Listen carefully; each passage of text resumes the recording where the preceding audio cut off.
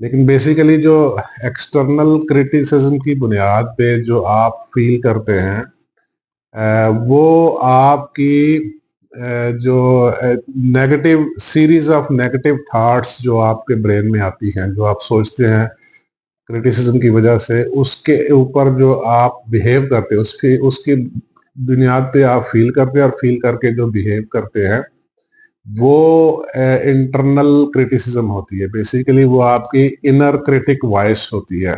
ठीक है, यानी आप किसी ने आपके ऊपर तनकीद की और आपने अपने आप को मुर्दे इल्जाम ठहराना शुरू कर दिया। यानी एग्जांपल मैं देता हूँ कि यू आर सो स्टूपिड, आपका ज़मीर कह रहा है you are so stupid, you don't look attractive.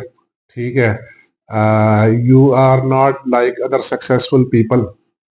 तो डेफिनेटली आपको ऐसी फीलिंग आती है, उस फीलिंग की बुनियाद पे आप ऐसा महसूस करते हैं कि आप काबिल नहीं हैं, आप अट्रैक्टिव नहीं हैं, आप दूसरे कामयाब लोगों की तरह नहीं हैं। ये है बेसिकली इनर क्रिटिक वॉइस। यानी